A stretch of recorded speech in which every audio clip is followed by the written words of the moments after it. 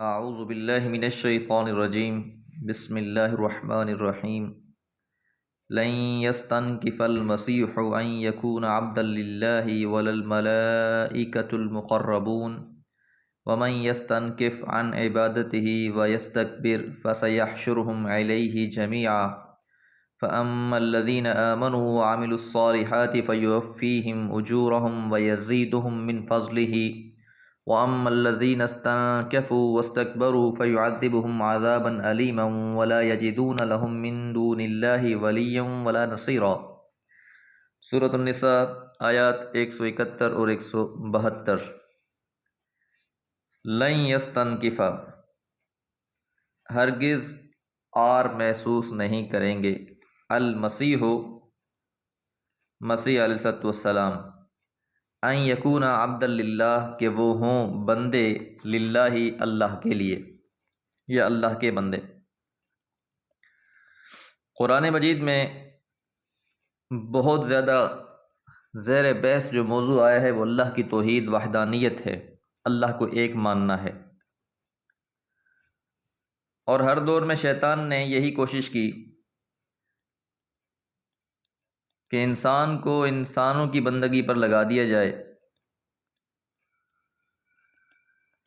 اور اس آیت کو سمجھنے کے لیے آپ پچھلی آیت مبارکہ لا تغلو فی دینکم، کہ اپنے دین میں غلو نہ کرو، اس کو مد نظر رکھنا ہوگا کہ جو لوگ کسی چیز یا کسی شخص کو مان لیتے ہیں، وہ اگر حدود سے واقف یا ان کو ملحوظ رکھنے والے نہ ہوں تو ان کی خواہش اور کوشش یہ ہوتی ہے کہ اس چیز یا اس شخص کو سب چیزوں اور تمام اشخاص سے بڑھ کر ثابت کر دکھائیں۔ پھر وہ اپنے تکبر کے اعتبار سے اس کو بڑھانا شروع کر دیتے ہیں، یہاں تک کہ اس کو بڑھاتے ہوئے اس حد تک پہنچا دیتے ہیں جہاں پہنچ کر ان کے تکبر کو، استکبار کو تسلی ہو جاتی ہے کہ اب اس سے برتری کے میدان میں اس کا کوئی اور حریف نہیں رہا، یہاں کوئی اس کو چیلنج نہیں کر سکتا۔ مثلا عیسائیوں کو یہ فتنہ پیش آیا کہ انہوں نے جب حضرت عیسیٰ علیہ السلام کو مانا تو صرف اتنے پر ہی کانے نہ رہے کہ ان کو اللہ کا بندہ اور اس کا رسول مانے، انہوں نے خیال کیا کہ اللہ کے بندے اور رسول تو بہت سے ہیں، اگر مسیح علیہ السلام بھی اللہ کے بندے اور رسول ہیں تو پھر ان کے اور ان کے درمیان میں امتیاز، فرق کیسے ہوگا؟ تو اس لیے انہوں نے اسے اتنا بڑھانا شروع کیا کہ بڑھاتے بڑھاتے اللہ کا شریک بنا دیا۔ اس لیے فرمایا اللہ تعالیٰ نے کہ کسی بھی بندے کو، اور خاص طور پہ یہاں حضرت عیسیٰ علیہ السلام کا تذکرہ ہے، کہ اس بات میں وہ عار محسوس نہیں کریں گے کہ وہ اللہ کے بندے ہیں، کیونکہ عبدیت بہت بڑا ایک اعزاز اور مرتبہ اور مقام ہے۔ اس لیے یہاں یہ مشرکین کی اور نصارہ کی تردید کی گئی ہے، اور اسی طرح مشرکین بھی فرشتوں کو اللہ کی بیٹیاں کہتے تھے، اس لیے فرمایا وَلَا الْمَلَائِکَةُ، اور نہ ہی فرشتوں کو، المقربون، جو اللہ کے مقرب ہیں، اس بات میں کوئی عار ہے کہ وہ اللہ کے بندے ہیں، اللہ کی مخلوق ہیں، اللہ ان کا خالق اور مالک ہے۔ تو یہ دونوں اللہ کی بندگی کا اقرار کرتے ہیں، چاہے وہ حضرت عیسیٰ ہیں، چاہے وہ اللہ کے فرشتے ہیں، اور اس میں کوئی وہ عار محسوس نہیں کرتے۔ اور یہی حال ہمارے نبی اکرم صلی اللہ علیہ وسلم کا تھا کہ جب کوئی شخص آپ کو اللہ کا بندہ کہتا تو آپ انتہائی خوشی کا اظہار کرتے، کیونکہ مالک الملک اور شہنشاہ مطلق کا بندہ ہونا انتہائی عزت اور شرف کا مقام ہے، نہ کہ کسی ذلت اور رسوائی کا۔ امام ابن قیم رحمہ اللہ نے اپنی کتاب انوار القلوب میں لکھا ہے کہ آدمی کے لیے بندگی کے مقام سے زیادہ عزت والا کوئی مقام نہیں ہے۔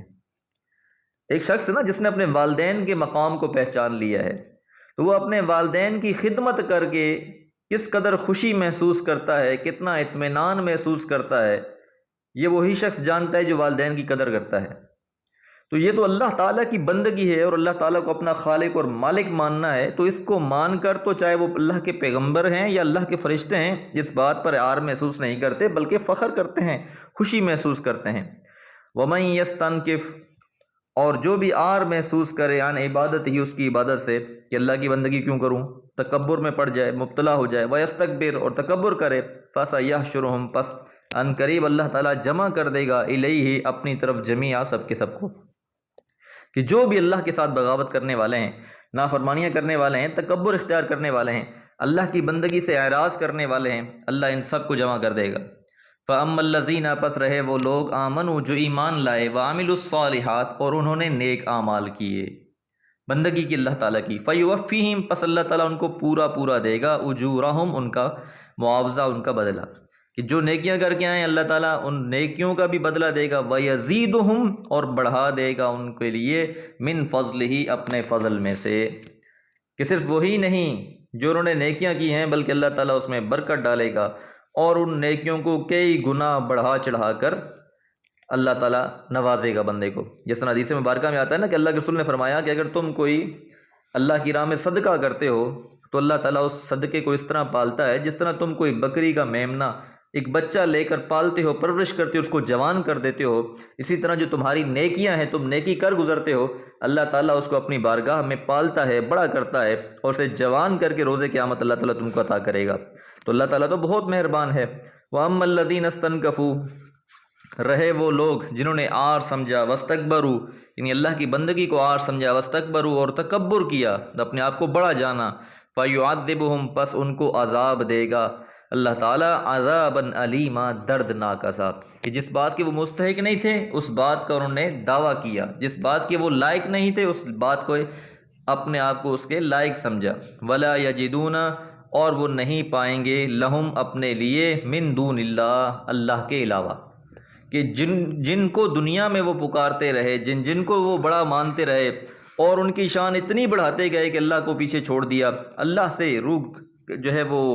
کنارہ کشی اختیار کر لی، یا تکبر میں اتنے آگے بڑھے چلے کہ اللہ کا ان کو شریک بنا دیا، تو اب اللہ کے علاوہ کوئی بھی وہاں نہیں پائیں گے ولین دوست ولا نصیرہ اور نہ ہی مددگار، کہ روز قیامت نہ پھر کوئی وہاں پر ولی کام آئے گا انسان کے اور نہ ہی کوئی مددگار ہوگا، صرف ایک اللہ کی ذات ہوگی جس کے اختیارات میں سارے کے سارے معاملات ہوں گے۔ اب جس انسان نے اس زندگی میں، اس دنیا کی زندگی میں اپنے رب کو راضی کرنے کی کوشش کی ہے اس کے لیے اللہ تعالیٰ روز قیامت ولی بھی ہے اور اس کا نصیر بھی ہے، اور جس نے اللہ کو چھوڑ کر کسی غیر کے لیے ساری بندگی کی اور ساری زندگی گزار دی اور انہی کی شان بڑھاتے بڑھاتے اتنی بڑھا دی کہ اللہ کو پیچھے چھوڑ دیا، رسول کو پیچھے چھوڑ دیا، تو اس کیفیت میں نتیجہ یہ نکلے گا کہ روز قیامت نہ ایسے لوگوں کا کوئی ولی ہوگا اور نہ ہی کوئی نصیر ہوگا۔ اللہ تعالیٰ سے دعا ہے اللہ تعالیٰ ہمیں اپنی خالص بندگی کرنے کی توفیق عطا فرمائے۔ وما علیہ الا البلاغ۔